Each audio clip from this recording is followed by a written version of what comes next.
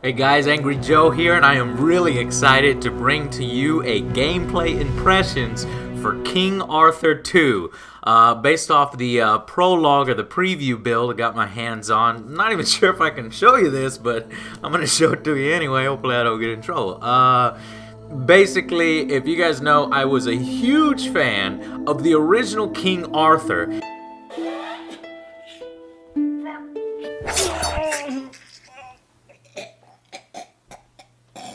Now this is a strategy game that came out of nowhere. Basically, it could be easily described as a total war, but with magic and with a story, with RPG elements. You're basically mixing the two best genres, in my opinion, strategy and role-playing games, and you're mixing them together. So you got a little bit of the real-time strategic battles with the campaign map, but you also have a quest and loot that you can equip to your generals. So that's what King Arthur is all about, and here's King Arthur 2, which looks to continue on this. So let's check it out here. Alright, start a new campaign here. Looks like the prologue is the only one. 4 different difficulty levels. Challenging, nightmare. Let's just start with, let's just go with normal. So we got Morgana, or who I would assume is Morgana, which is good to see. With my time earlier with the game, one thing that I did notice is sort of the lack of King Arthur. You've got it's King Arthur 2, but I didn't see a whole lot of King Arthur. It actually focuses more on Romans, which you'll see here. But some of the quests, I have the feeling that King Arthur and Morgana and Merlin and stuff are all going to play a role here in some of the later quests. They're going to start showing up again. But anyway. So it opens up with an intro, and this game is very story heavy. I mean, expect to play it like an RPG, and you'll really get a lot out of it. Really involve yourself in the game. I love the way they do this. You're actually playing the story as a single character called Septimus Solus, I believe, and instead of King Arthur as you did in the original. So it's got a lot of Roman flavor to it. You're going to be dealing with the Senate and multiple noble families within the Senate, trying to either earn their approval, or you might have their disapproval come up on top of your head and start wars with you and stuff. So then the goal of the game is to then, either through the Senate approval or through military might, is once again reunite the continent back under your rule. Alright, loaded up here pretty fast. Wow. Oh my god, look at that water. This really looks great. It's a big improvement over the original's campaign map. This map is beautiful. Headed towards the okay, so we've got a voiceover here. Now there was a voiceover in the previous game, but not a voiceover for each of the individual quests. And as you'll see here, they do have voiceovers for the quests now. And that really helps out the atmosphere. That was actually one of my suggestions in the original review. So as I can see here, the quest system is pretty much intact, the same as it was in the original game. That's a good thing. Speaking of real-time battles, let's sort of see how a battle plays out. First, let's go on one of these adventure quests. So there's lots of different quests in this game. There's diplomatic quests, and a lot of these would result in either battles or gold gains or reputation gains, things like that. So let's just watch an example of one. Hera Septimus Sulla, finest commander of the provinces. The mighty Senate of Eboracum orders you to move to the north. The marauding Picts have crossed the wall again, and they are wreaking havoc in the countryside. We need you there to assist the Caracalla family by driving the Picts out of the province. Damn those Picts! Alright, so you click there, it takes you directly to where the mission is. Little scroll here, it says it's a diplomacy type mission. So you basically just let me scroll down here, grab my army, and go back up here and just click on it. Click on it once, it shows you the movement path. Click on it again, it starts moving. Again, it's Total War. You can hit the space bar if you don't want to watch the walking enemy. animation.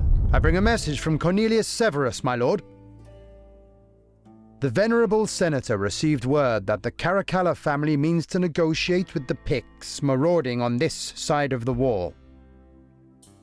Their intention is to incite the Picts against the Sulla family. My master advises you to act first and turn the Picts against the Caracallas before they carry out their plan. Ah, so one of the noble families basically tipped me off and said that he believes that this other family intends to use the Picts. And so he's given me some advice on what I should do. Of course, I can't be for sure that family's true intent. Maybe they're just trying to set me up for conflict with this particular noble family so that they can benefit. So a lot of political intrigue opportunities there. Tutorial screen just showing me diplomacy, who my allies are in green, neutral, and my enemies. Don't have any enemies yet. Let's just skip that. The map looks fantastic, especially with the weather effects, and I've noticed that in gameplay these change during the seasons and stuff.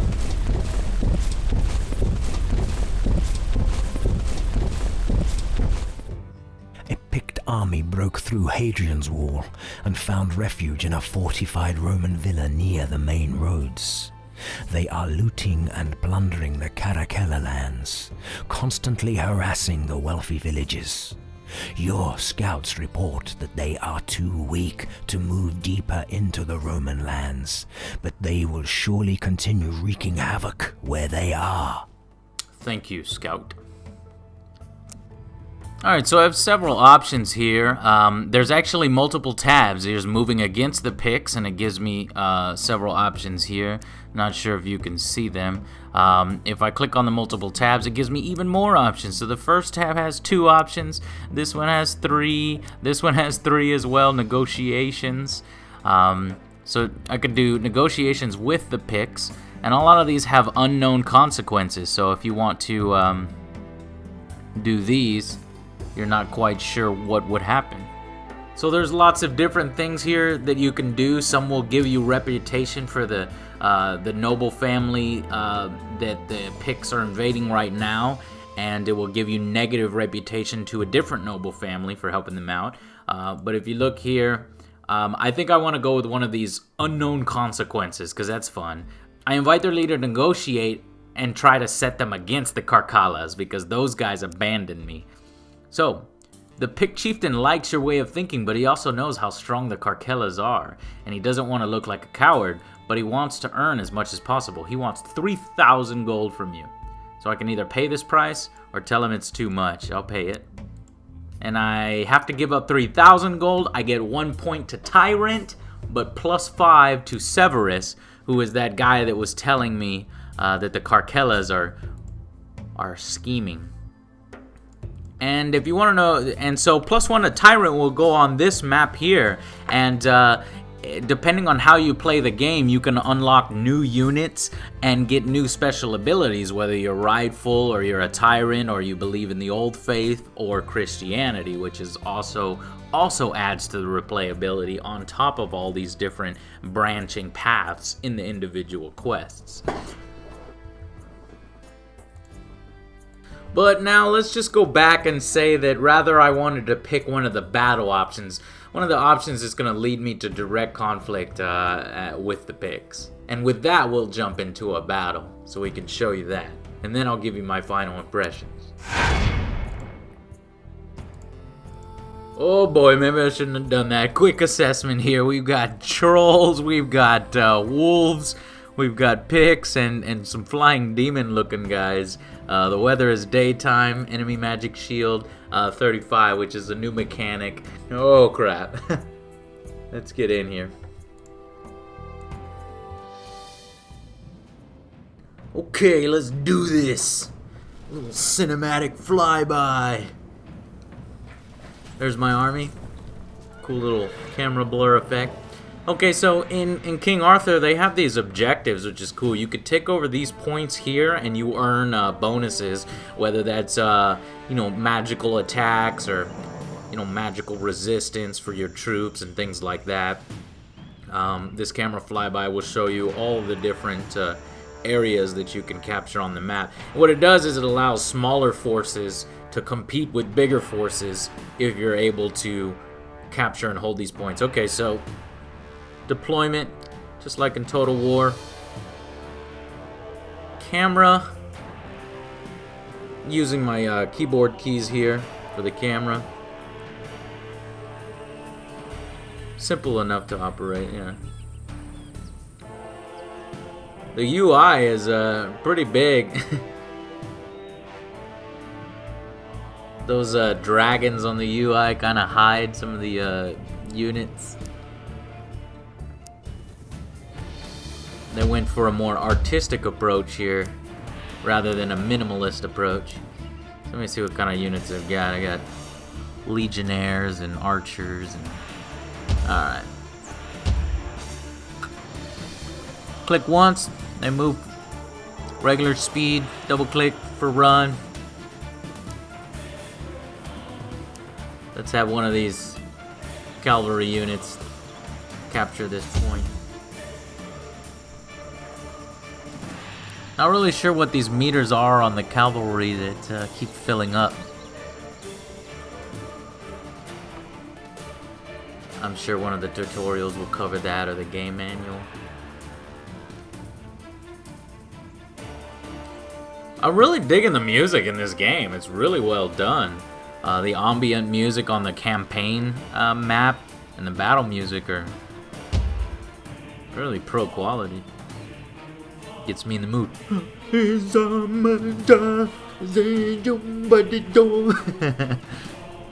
Alright. See the little meter next to the flag is filling up. I've almost got that captured. Oh shit. I got incoming flying things. Hurry, hurry, hurry. Capture, capture. So I can go see what's going on over there. Okay, there it goes. Alright. What the hell are these? Incoming archers. Fire. Crap. All archers. Open up. No. Oh, they're coming down on me. Oh, get down. Get them off me. Oh, God. Get off me. Shoot. Shoot. Damn you. Like Alfred Hitchcock's The Birds. Oh, Jesus. Oh, man. The AI is being aggressive. They're like, I'm going to come over here and fuck up your archers. Oh, here we go. A bunch of wolves. Oh, shit. No. Get away from me. Let me try to zoom in here. Oh, that's not working there. The camera's really, really sensitive. Sort of. Let me zoom in. Pull the camera down.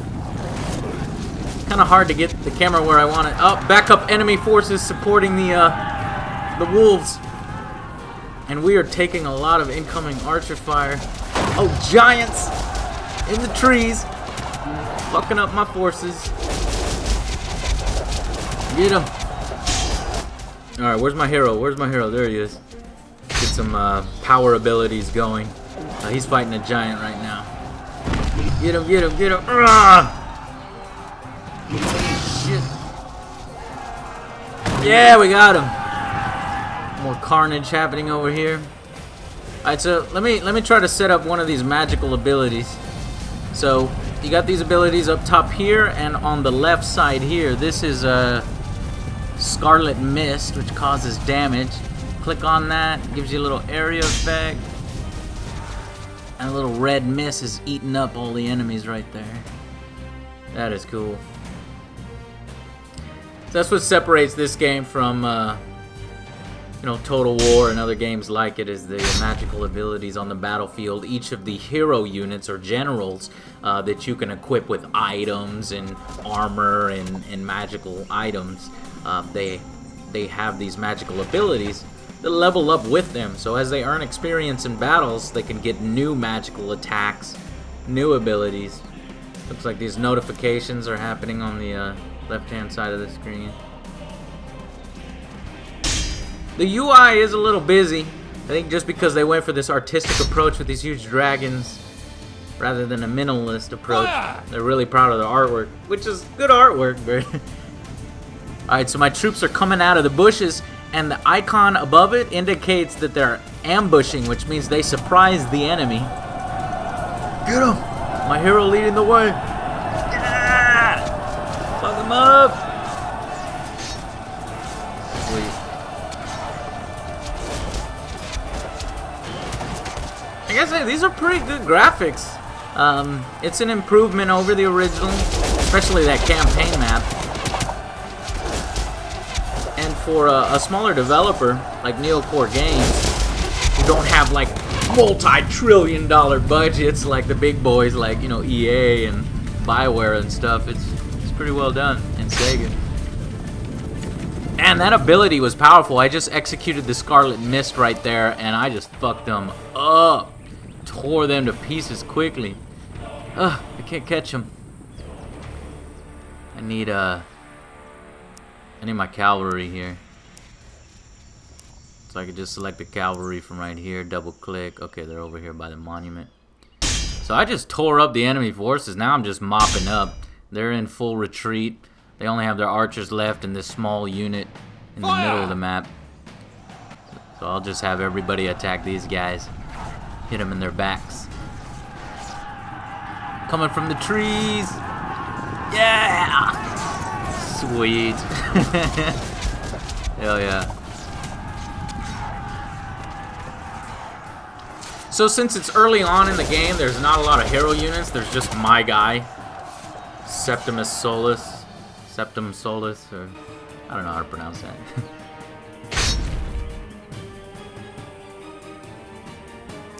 I would have expected that they might have surrendered by now, but it looks like they're fighting to the death. Every last man. Let's see if I can get in close here. Ugh, little blood effects going off everywhere. It's a little hard to control the camera. Not that the camera controls are awkward anymore. They've actually fixed that. It's just the camera's really sensitive. You barely hit the button over and it jumps really fast. So maybe there's a way to turn that down.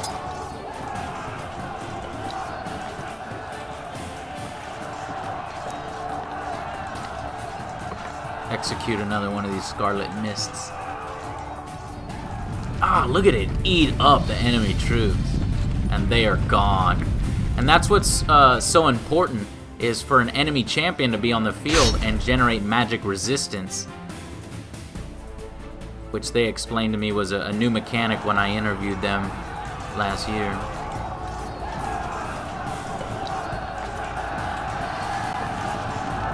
Finish off this last unit.